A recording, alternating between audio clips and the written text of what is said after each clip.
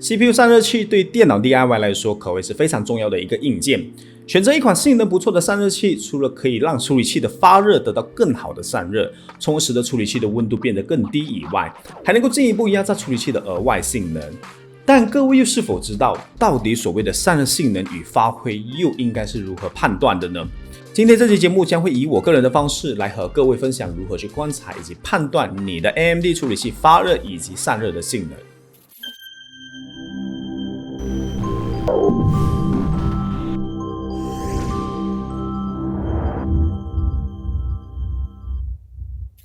其实之所以会做这期视频，是因为我发现不少网友们都有一个错误的观念，那就是非常纠结待机温度，时不时都会看到各路网友分享自己的待机温度有多棒，温度可能比起一般日常的室温还低的都有。不过各位有没有想过，不论是我自己或是其他的散热评测媒体都好，都几乎不曾加入待机温度的测试对比呢？那是因为其实待机温度的参考价值是几乎为零的，除了无法体现出散热器本身的散热性能价值以外，测试的变量控制也非常难统一在一个标准。主要是因为如今的处理器都加入了睿频机制，就是在处理器温度更低的时候释放更多的额外性能。尤其是 AMD Ryzen 处理器，自家的 PPU 技术更是可以突破官方的睿频上限，前提是只要你的散热性能足够好。而在提高睿频的同时，电压和功耗也会随着提高，从而增加处理器的发热。当然啦，待机都没负载，怎么会有不断提高睿频呢？口说无凭，这一次就来给各位制作一个特别的测试对比。硬件选择的部分，处理器我选择了 AMD Ryzen 7 5800S， 而主板当然是一直和它搭档很久的华硕 ROG Strix B550A Gaming。BIOS 仅开启默认的自动 PPO 模式。记忆体内存是 T-Force Delta RGB 32MHz 8GB 两根组双通道，并且只开启 SMP 模式。固态硬盘则是细阶的发热 CUDA 5201TB， 显卡采用华硕 TUF RS 6700 ST O12G， 电源则是微刚的 Corsair 的750W金牌全模组电源，机箱采用联立 Lenco 215中塔机箱。散热器分别采用 AMD 自家的 Rispiden U0 宁静4热管风冷散热器，以及 N 阶的海妖 S63 RGB 280一体式水冷来进行对比。测试将会进行两个不同的室温环境，一个是20至25度模拟空调房的室温环境，另一个则是30至31度模拟无空调的室温环境，并且每个室温环境将会进行3种不同负载下的测试，分别是待机测试、碳 SPI 压力测试以及 FPU 压力测试，观察处理器在搭配两种散热器以及不同负载下的表现，记录了温度、频率、电压和功耗之间的差距。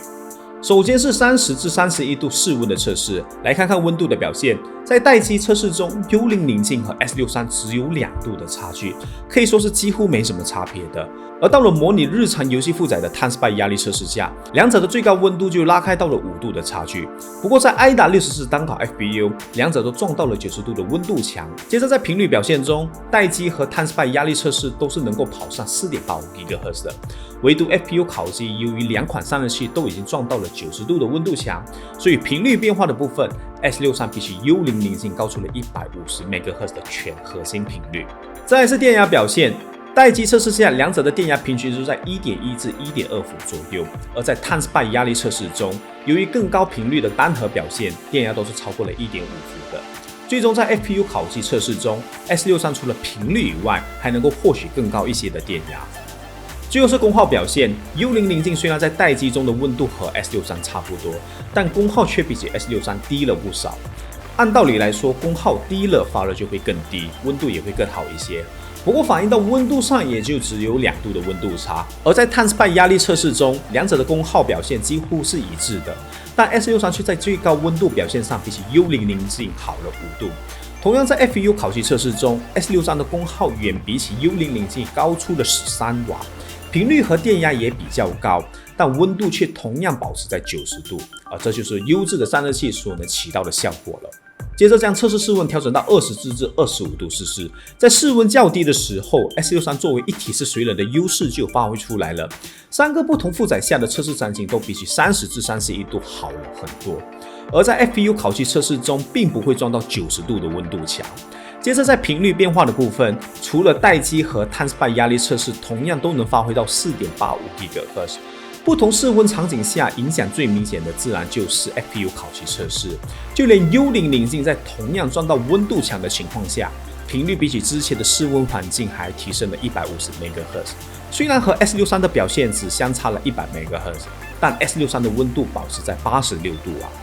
然后在电压表现中，室温的变化也导致电压有了不同的变化，最终在功耗表现也会因为室温的变化而产生不同的功耗表现。特别是在 FPU 测试中，比起30至31度都高出了10瓦左右，而 S63 还能够再多出10瓦的功耗，把温度压得更低，也是得力于较低的室温导致水冷的水温更低，从而让散热性能发挥得更加理想。从这次的测试来看，大家其实可以不必纠结待机温度，因为待机温度的变量实在太大了，哪怕你是滑动一下鼠标，都能够让你的温度稍微飙上来一下。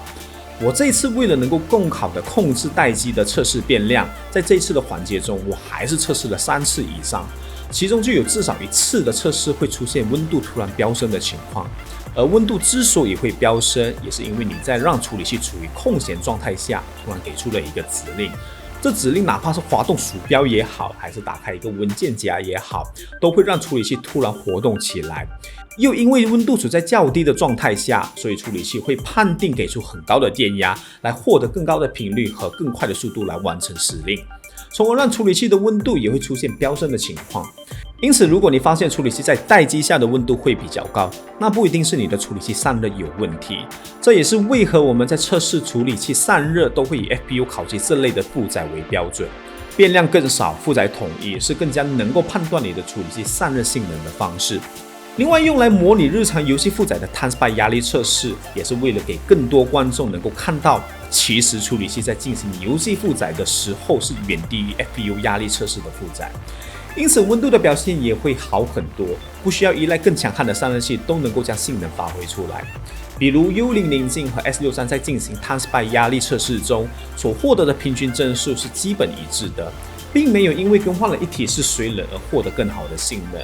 当然，这是在自动 PBO 模式下的表现。如果是想要进行手动 PBO、PBO2 电压曲线优化，甚至是手动超频，这时候好的散热器所能给到的提升就会更明显一些。当然，这也变相的告诉大家，只要你没有手动超频的需求，也并非得去选择性能非常好或者价格非常昂贵的散热器，在散热器选择的预算上是可以稍微节省一些的。不过前提是先确认好你的日常使用负载，以及你所使用的处理器本身的功耗发热。再来，虽然游戏日常的负载比起 FPU 负载会低很多，但这不代表任何的软件都是如此的。比如 3D 渲染之类的生产力软件，对于处理器的负载需求比起游戏来的高很多。因此，这类使用需求的用户还是尽可能去选择一些性能比较好的散热器会更加靠谱。那么以上就是这次影片的全部内容了。如果觉得这期影片对你有所帮助，就别忘了点赞、留言、分享支持一下。当然也别忘了订阅我的 YouTube 频道，以及加入我的 Discord 交流群。那么这次的影片就到此为止了，我是 Kenny， 我们下期影片见。